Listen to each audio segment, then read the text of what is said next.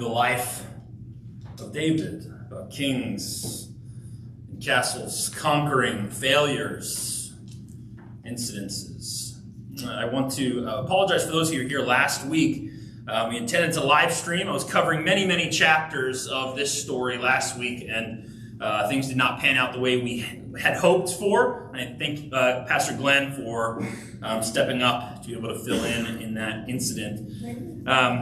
And moving forward, we have some plans to help make that a little bit more seamless as I process still, after a year in, splitting between two churches at the same time that are both equally valuable and equally important to God and to myself in my own ministry. And so as I begin to keep trying to make that better, I ask for your grace and for your understanding as I try and work through that. Hey, this week, I don't even get the great privilege of ending this series. That's going to be Glenn next week. You're not going to want to miss it. This week is what leads to the end of David's story. And Glenn is going to end it next week with the final words of David. What are the last things he says as king? The last things he says before his life is over. If you ever wondered about leaving a legacy, leaving a lineage, if you ever thought about your final words and what those will be, if you've ever seen a tombstone and wondered what yours would be, you're going to want to come next week, the final words of David. I'm not on the final words of David, but we are on David's last actions, his last things he does as king. His last things that he will do as king. And so I want to bring you to the final chapter of 2 Samuel. 2 Samuel 24. So please open your Bibles with me. Turn to 2 Samuel 24 and let me know when you're there. Say amen when you have it. 2 Samuel chapter 24. Last chapter, we've worked through two whole books. It's been 12 weeks. So we're in our third month now. As I said, I will continue to say, I hope that this has been a meaningful experience for you over the past 2.5 months or so. 2 months or so as you've been working through these texts. I hope you've learned more about David. I hope you've learned more about yourself. I hope you've learned more about God. There are many of these stories, I wish we could go even slower, but there are many of these stories that I assume you may have not read or seen in the way that hopefully the Lord is shedding light on. And this is no different.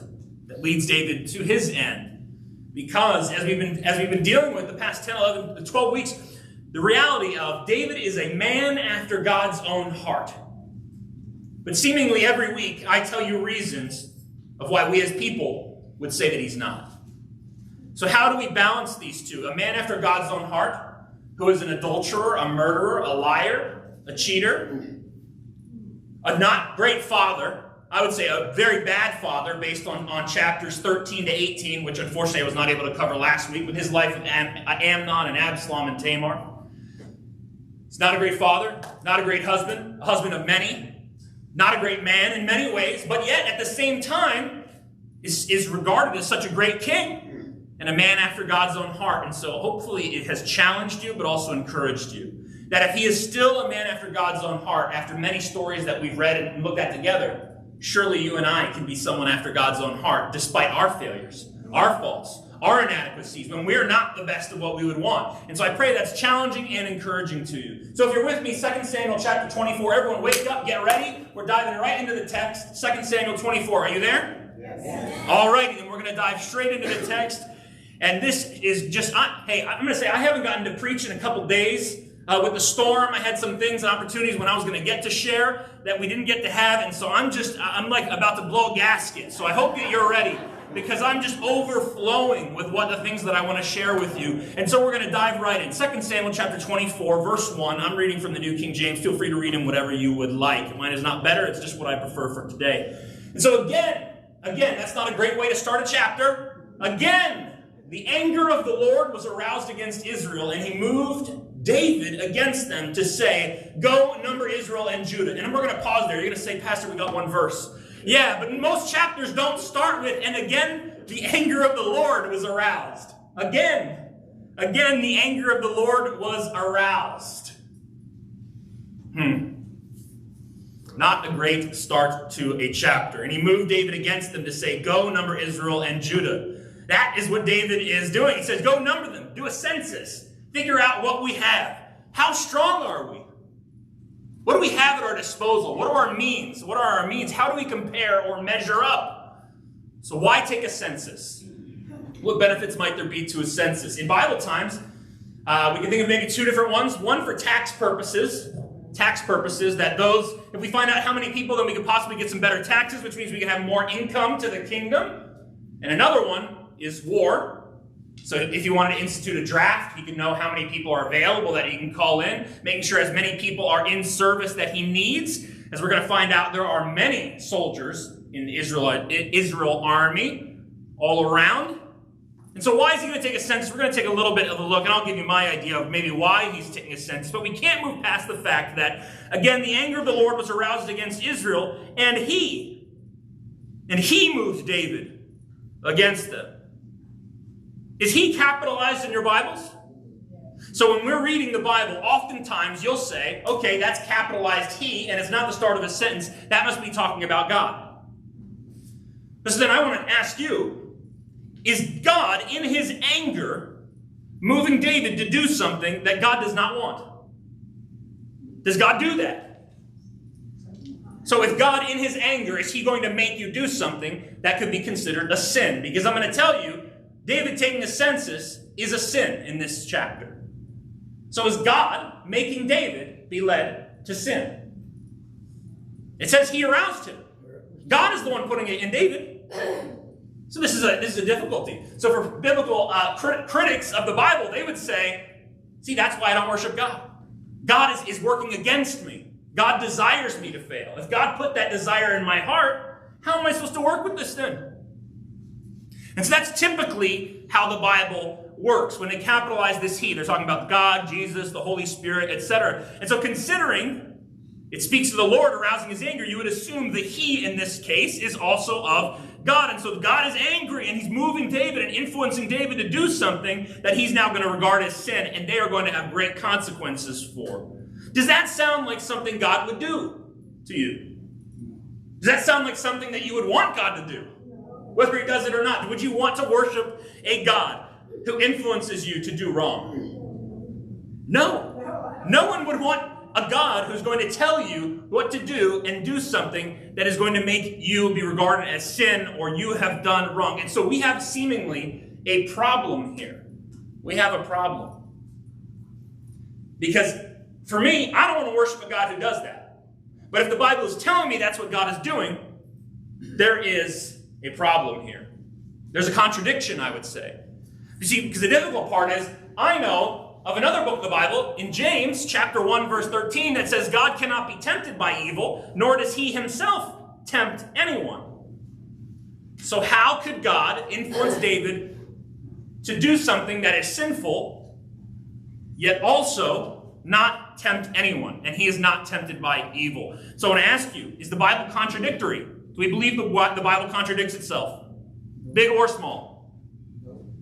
No. At least from my perspective as your pastor, I believe the Bible is infallible. I believe it is the Word of God. I believe it is true. That does mean sometimes we need to work a little bit harder to figure out certain aspects of the Bible. And so one of the great things about the Bible is that throughout the Old Testament, there are what we call doublet passages. There are very similar ways a story is told multiple times in the Bible. And I promise I'm going somewhere with this. 1 and 2 Samuel has a mirror in the Bible. It's told the very similar way with more details in a different way in the book of 1 and 2 Chronicles. It is a mirror to 1 and 2 Samuel. In 1 Chronicles chapter 21, you can turn there if you want, but I'll read it for you. In 1 Chronicles chapter 21, verse 1, it says, "Now Satan stood up against Israel and moved David to number Israel." But the previous we just read in 2 Samuel 24 said, "And he moved," speaking of the Lord. But then in the exact same telling of the story in 1 Chronicles 21, it says, "Satan stood up against Israel and moved David to number Israel." So now we have to put these pieces together, and it has a little bit more of a clearer picture for us. You may still not be happy about it, but it is a clearer picture. It's not a contradiction, but there are multiple pieces at play. So we'll talk with the big one first, God. God is in this story. God is angry. He is angry with Israel. God is sovereign. And in God's sovereignty, he allows Satan to exist. Satan exists. And also, to an extent, allows Satan to operate within the confines of what God has established. And one of those includes the fact that Satan is able to tempt people. God is not tempting people, but Satan can tempt people. The Bible says that. And so Satan is active. And so Satan, through military powers, through other people, could attempt to threaten Israel and maybe sow a little bit of unrest or unsafety among the people. And so Satan is tempting David through this. David's anger, God's anger, allows Satan to tempt David, and then the enemies of Israel, they're potentially coming to seek to come against Israel, and then David is unsure if Israel is powerful enough. He's unsure if God is enough. He's unsure if he's enough as a leader, as a king. I have to make it really clear. God is not vindictively tempting and hurting David in this story, nor is he out to get you. God is not in his anger coming and trying to convince you to do something that is wrong, and then he will punish you for something that he just tried to convince you to do. Are you with me or not? Yes. Y'all look, you're falling asleep. Do we get that? God is not out to get you. God is not going to try and convince you to do something that is wrong just to punish you for it. But God does allow you to make a decision, and for you to make decisions for your own life and who you are. And so if Satan happens to tempt you and you make that decision, that is not what God wants, but that is what you've decided. God is not a broody, angry God who's just sitting around. This is probably the worst sermon for the understanding of God in history was an angry God with people in the hands of an angry God. Sinners in the hands of an angry God. They try to convince people that God is up in his walking around like this, just getting ready to zap people, and he just wants to catch everyone and hates humanity, and we're just at the whims of this evil and angry God. God desires mercy. God desires justice. He desires restoration through and for his people. And we should have seen this through these 1st and 2nd Samuel. We should have been seeing this already, especially through David's life. And so David is being tempted by Satan to do something that is poking at the parts of him that are certainly a temptation, as we've known David so far. And so what does David do? He says, go number Israel and Judah. We're in 2 Samuel chapter 24, verse 2. So the king, David, said to Joab, the commander of the army who was with him, now go throughout all the tribes of Israel, from Dan to Beersheba, and count the people, that I may know the number of the people. So David himself makes the choice to continue with the census. He himself makes that choice to follow through. Not God, not saying David himself makes that decision. You know, God won't make you do anything. He won't make you do anything. You don't want to follow him? You can walk away. End of story. And that's one of the great things. Hey, if you want it, it's yours. If you don't, keep walking. Keep walking. He's not going to hassle you along the way. If you don't want it, you don't want it. But he also doesn't allow Satan to make you do anything either. God doesn't make you do anything, but Satan can't make you do anything either. But you will be tempted. You certainly will. And so David requests the census to be done anyway in the end. I'm going to assume probably for military purposes at the time. And so we continue reading this story. Verse 3, Joab, once again, commander of the armies. If you've been with us for the past couple weeks, Joab is all throughout the story. He is not a perfect man in himself.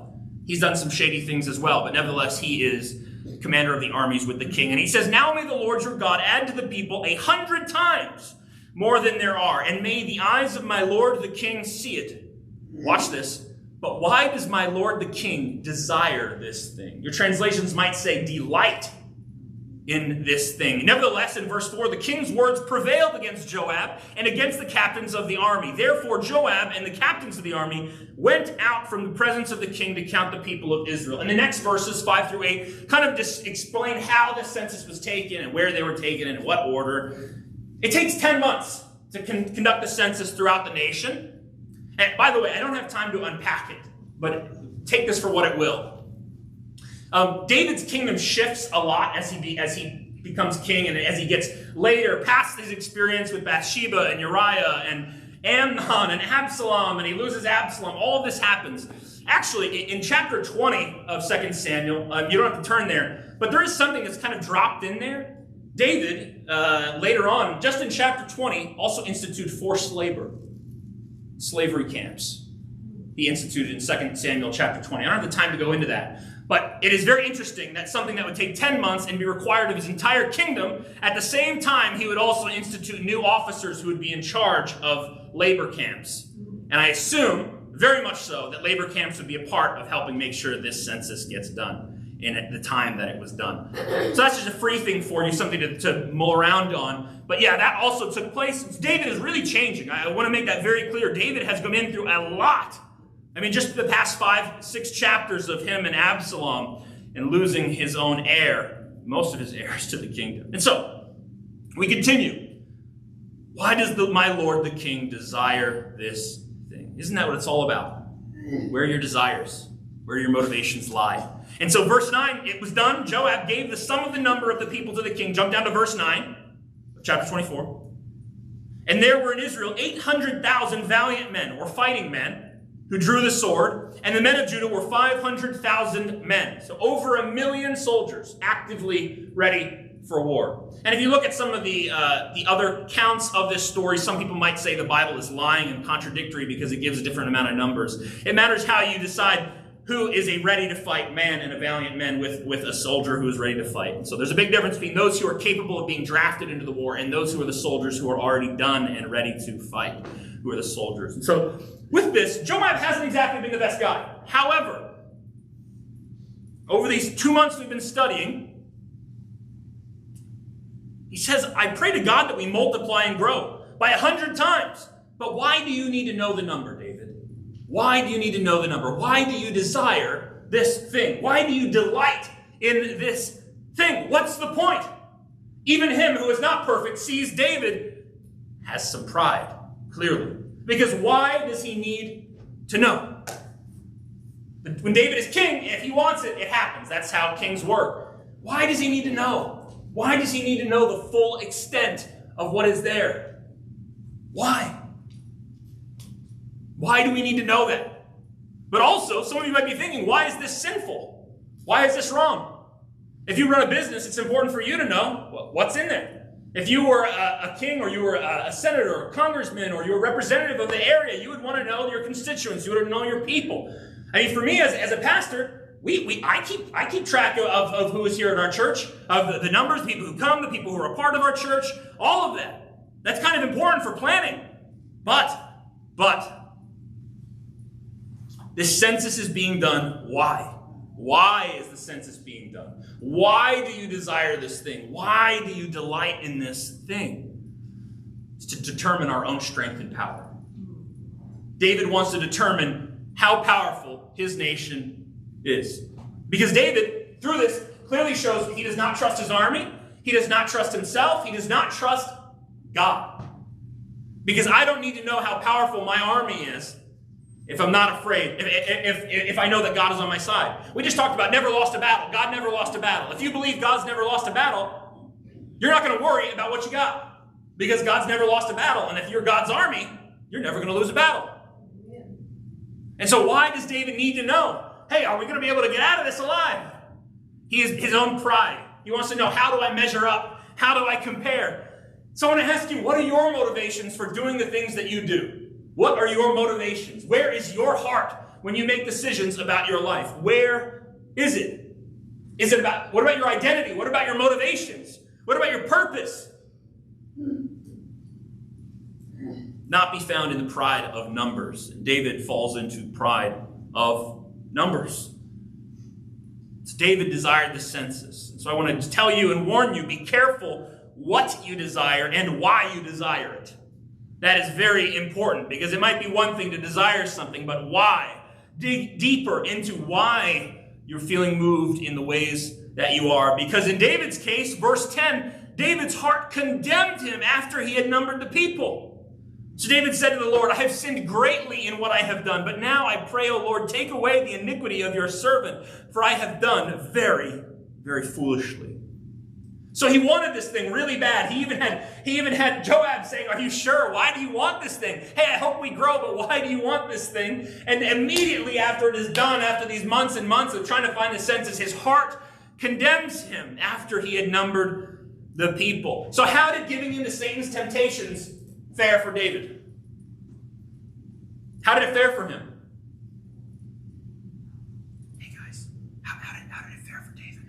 Do you want me to start whispering so it would be better for everyone to rest? Well, how did it fare for David? Not well. So even though it might feel really good for you to do a census, because you're going to say, oh, if I get good numbers back, that means I'm great. But guess what? You can find out you're great and still wrong.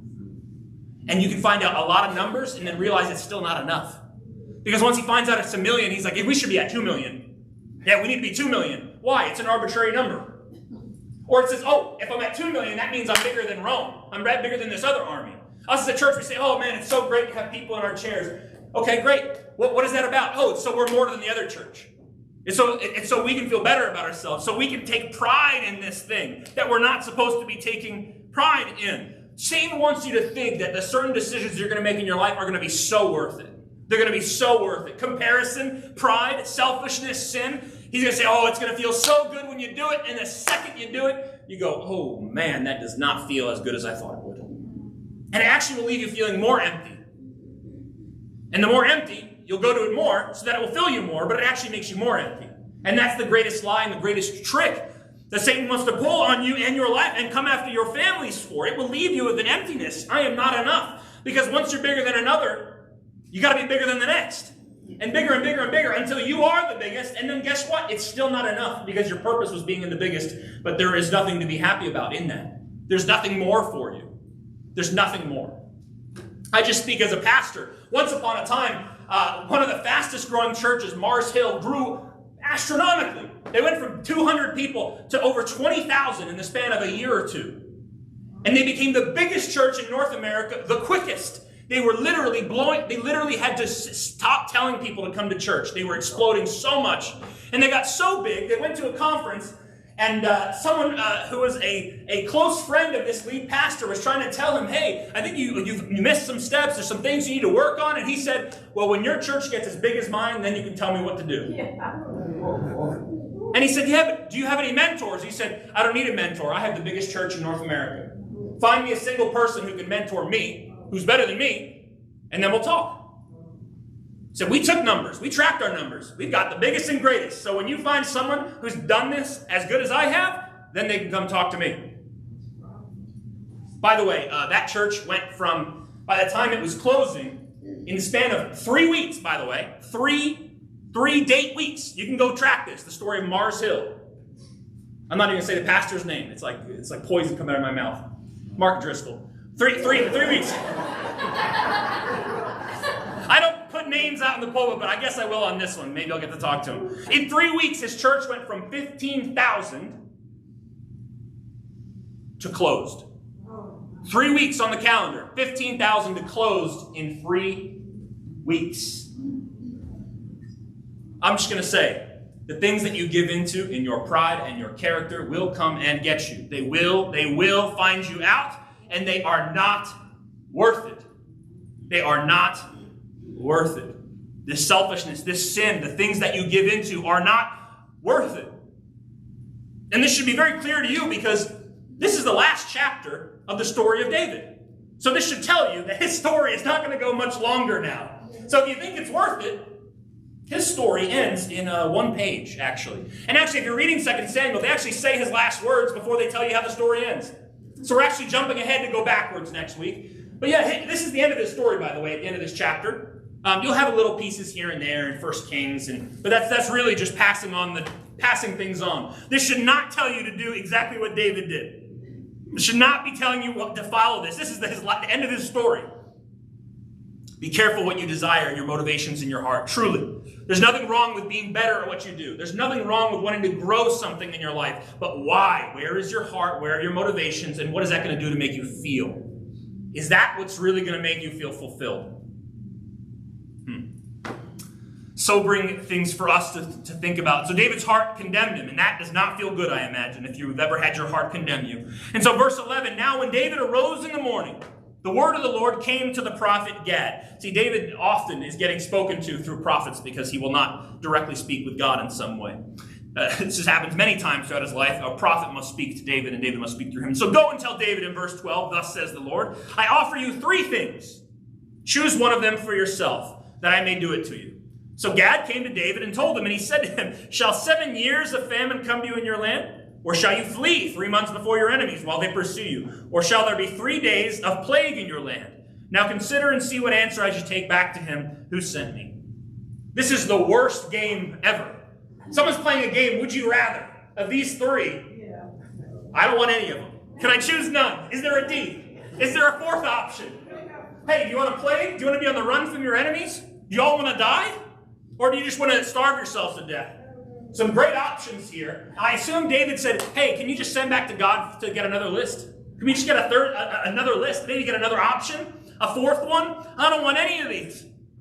But remember, the reason why I think David was doing this census for war is because David, I assume, does not want war. Because I think David understands, maybe, that I would rather be in the hands of God than in my enemy. Because God has been quite grace-filled with David so far. David has messed up many times. And he has pled before God and said, I'm so sorry, forgive me. And God says, yes, of course you're forgiven.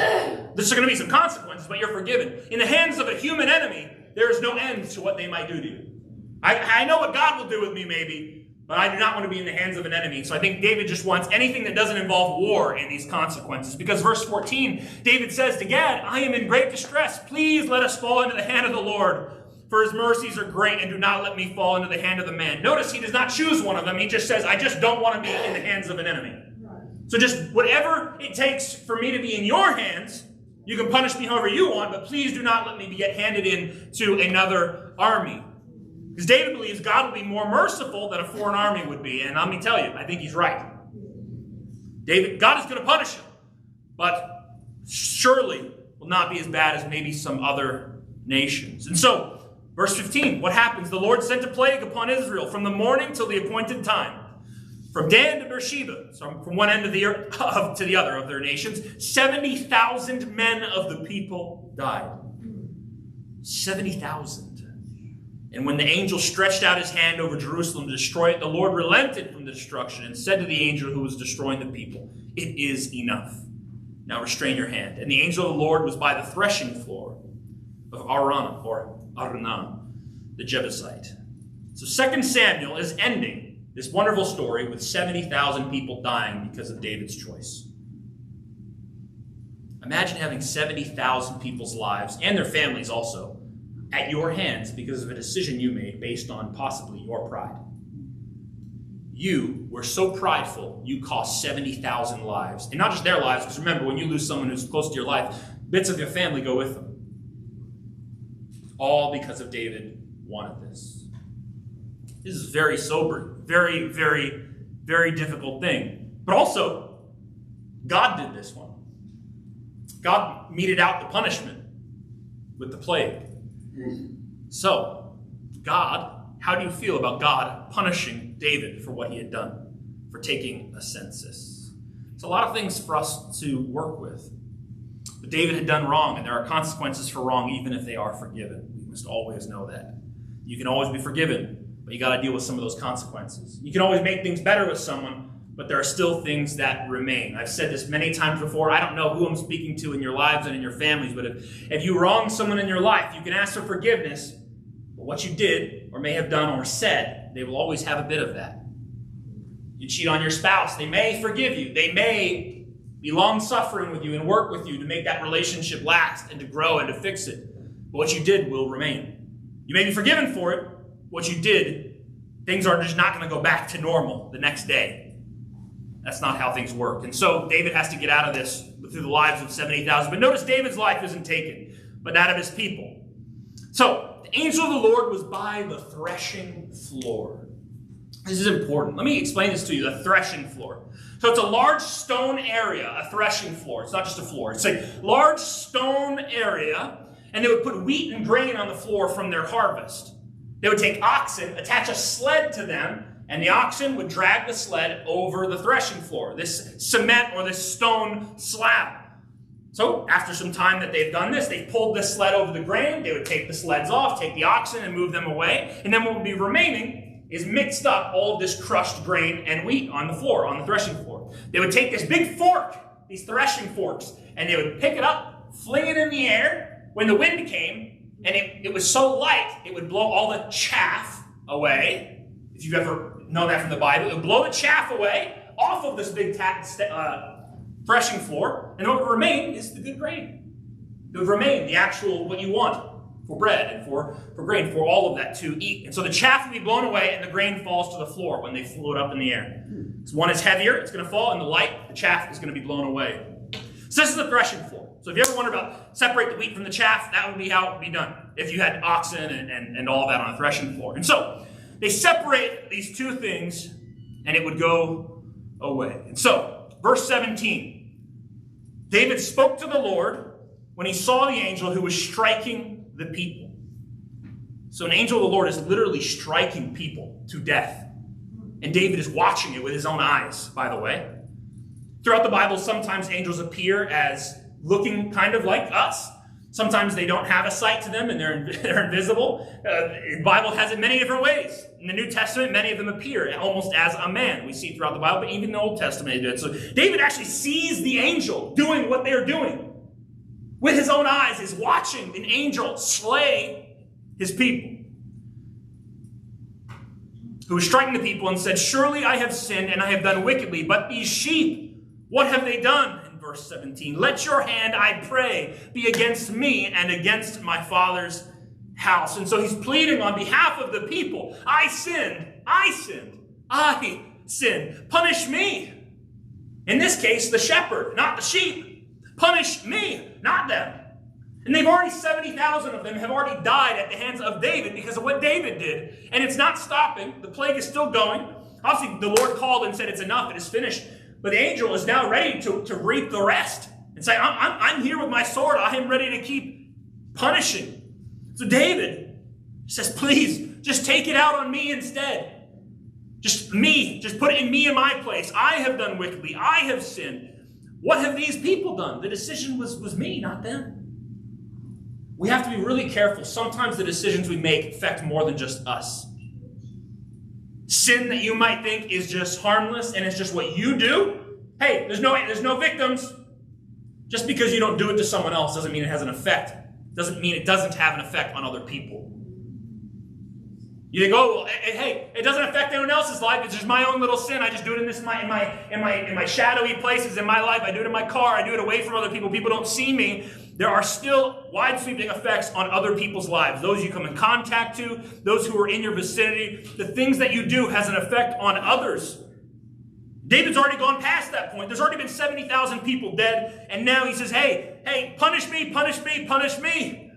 And so verse 18, Gad came to David on that day to David and said to him, go up, erect an altar to the Lord on the threshing floor of Araunah the Jebusite. So David, according to the word of Gad, went up as the Lord commanded.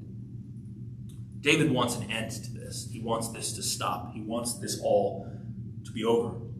I have sinned. I have done wrong. Please, whatever you do, please stop.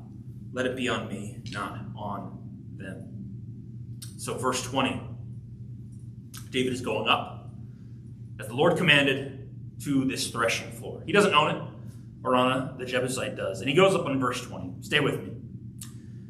Getting to the final verses. Now Araunah in verse 20 looked and saw the king and his servants coming toward him. So Araunah went out and bowed before the king with his face to the ground. Then Araunah said, why has my lord the king come to his servant? And David said, to buy the threshing floor from you, to build an altar to the Lord, that the plague may be withdrawn from the people. Now Araunah said to David, let my lord the king take and offer up whatever seems good to him. Look, here are oxen for burnt sacrifice, and threshing floor implements for tools, and yokes of the oxen for wood. All these, O king, Araunah has given to the king. And Araunah said to the king, may the Lord your God accept you. May the Lord your God accept you. You see, David needs this threshing floor. God told him to go up and build an altar on the threshing floor. It's not his threshing floor. It's Araunah's. He needs this threshing floor to have peace. He needs this threshing floor to build an altar so that the angel's hand will be stayed from killing more people. And so he goes to buy Araunah's property. And Araunah, what's the price? He gives it to David freely. Hey, have it. And here's my supplies. Here are my tools. Here are my oxen. Here are the forks. Here's everything you need for this threshing floor to make it work. He doesn't know what David's about to do necessarily on here, but I mean, he does say, hey, you can use this wood to burn a fire. He knows that he needs it. He's ready to give it to him, even though it's going to be a different purpose now. It's not going to be for threshing. It's going to be for an altar. He throws in his oxen. He throws in tools. He gives it all over to David. You don't need to buy it. Just have it. You don't need to buy it. Just have it. Some of you are wishing God's going to bless you in that way. Someone's just going to come and say, hey, here's your brand new car. You don't have to pay for it. Here's a brand new house. You don't have to pay for it, even though you need it. And you just walk up to it. And when you go to tour a house, they just say, hey, here's the keys. You're wishing something like this would happen. The thing is interesting, though, is that David has means. He is the king. And so he can have it for free because no one's going to withhold anything from the king. If you know how David has operated in the past, even if it's not his, it's going to be his no matter what. And he has the money to pay for it, but he goes up to it and Araunah offers it to him freely. Watch this. If you haven't been listening at all, please watch this. If you haven't opened up your Bibles yet, please take a look at this. This is what it's all coming down to, the final verses of the Bible. This is the final 2 verses. 2 Samuel chapter 24, verse 24. Watch this. Then the king said to Araunah, no, but I will surely buy it from you for a price. Nor will I offer burnt offerings to the Lord my God with that which costs me nothing. So David bought the threshing floor and the oxen for 50 shekels of silver. And David built there an altar to the Lord and offered burnt offerings and peace offerings. So the Lord heeded the prayers for the land, and the plague was withdrawn from Israel. The end. You know, David here is saying, I need this threshing floor. I need to build this altar. But I need to pay something for it to be meaningful to me. If I get it for free, there's no transaction. It's not as worth it for me. Getting a house given to you by someone might feel really great. Someone just giving you $1 million might feel really great. But what would it might feel for you to have earned that? If you say, man, I worked all my life to get this and I've gotten it. I've really earned this. You know, you enter a competition, you work your whole life to be in the Olympics or to be in NBA championships, and you make it, and you play in that game, and you win based on what you have always done. Instead of you show up, the other team gets disqualified because they were taking performance-enhancing drugs, they hand you the award, and they say, congratulations, you won. Actually, we don't have to play the Super Bowl. You guys can just have the Super Bowl trophy. They've broken it. So here you go. That's going to feel like they stole it. You need to put it in to get it out. Hey, this isn't going to be worth something to me if I don't buy it. I've already lost 70,000 people due to something I've done wrong, and now the thing I need to fix it, I can't pay for. I'm going to pay for it. I need to pay something. It has to cost me for it to be meaningful to me. Let me tell you, folks, it's not a sacrifice if there is no sacrifice. Sacrifice requires a sacrifice. Otherwise, it would not be called sacrifice. If someone says, oh, thanks for all that you did for me, thanks for that sacrifice. If you didn't sacrifice anything, it's not a big deal.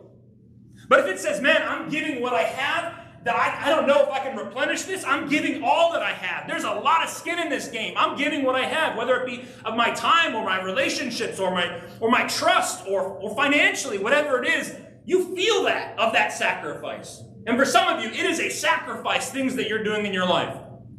It is taking something from you in hopes that you might get something back or that you are paying for something. But it's not a sacrifice if it doesn't cost you anything. David gets it free, willy-nilly, builds the altar. All's good. Story ends. He can get it for free. But how's it going to make him feel? David is getting out of this scot-free with having nothing happen to him. His nation, sure. What about David? What is happening to David in this? He's just witnessing it. Didn't say, hey, David, you're actually going to have a plague too. You know, David, I'm going to take another one of your children. I'm going to take another one of your wives. I'm going to end you, or any of these things. It's not a sacrifice if it costs you nothing. And I'm going to tell you, worship can be costly. What are you bringing to worship? Because the Bible actually says that worship is sacrifice as well.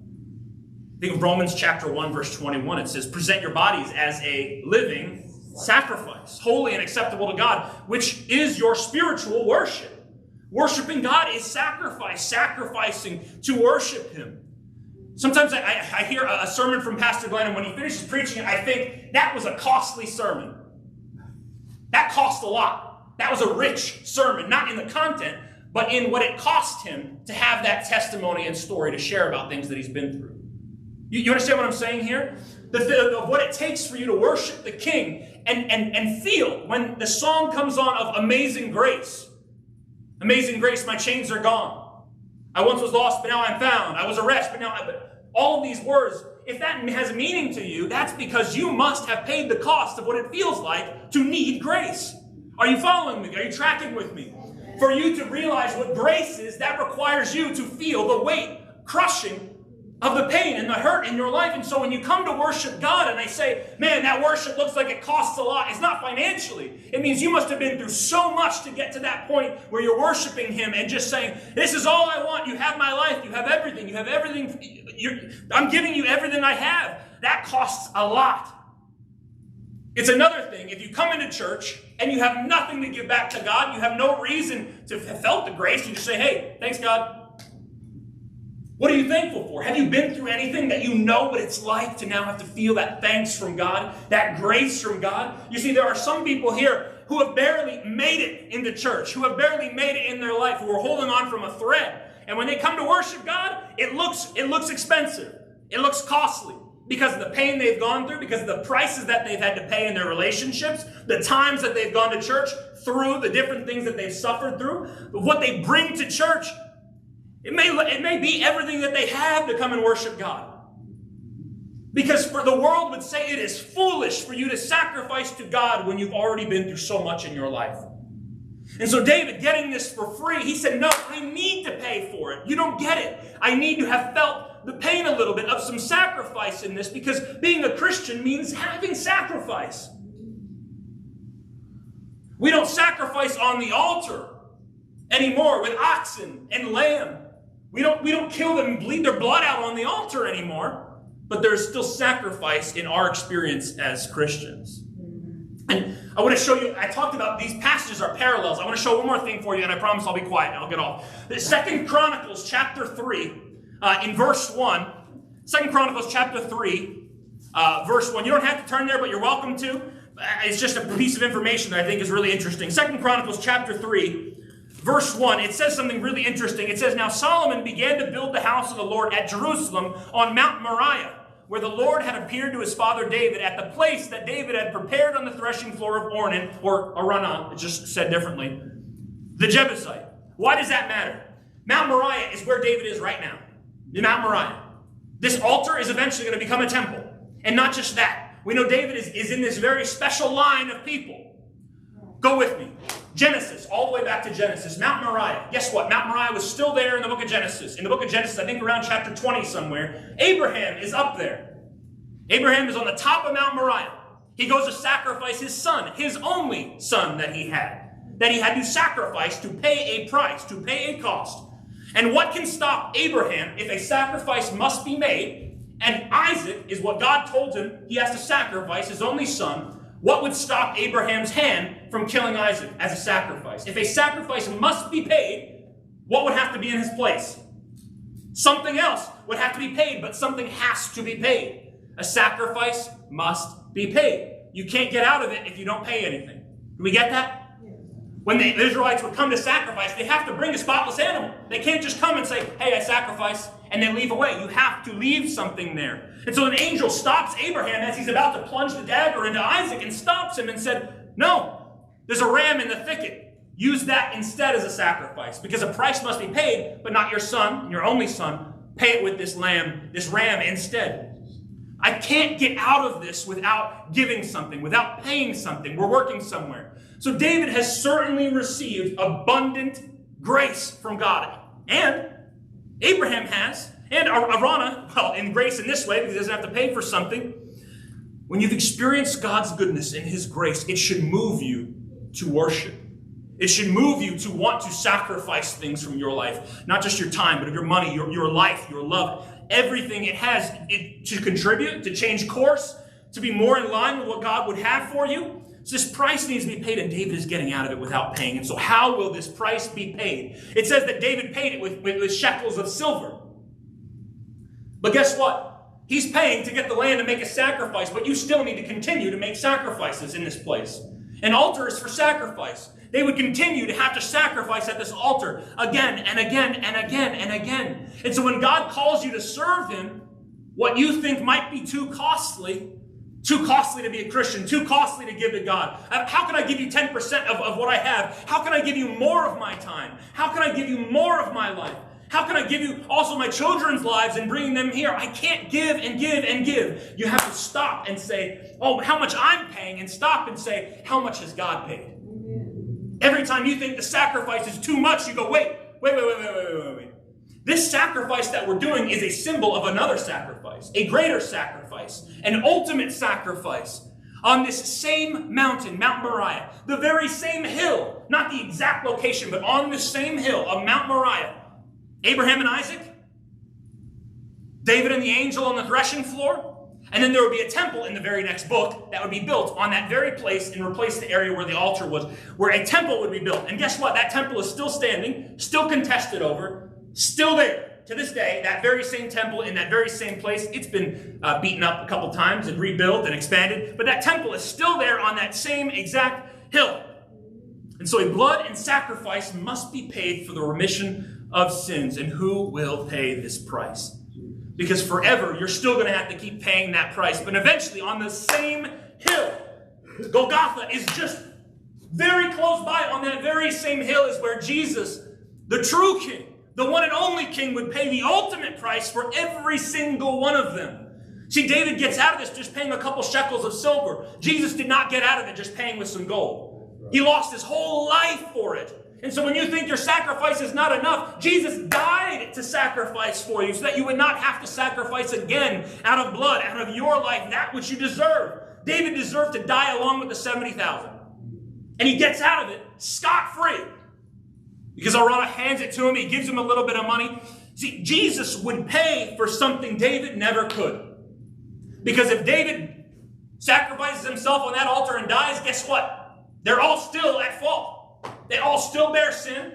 David, he said, oh, if only I could have given my life. You weren't here last week, but he said the same thing for his son, Absalom. He said, if only I could have died for you in your place, Absalom. David can't die for anyone.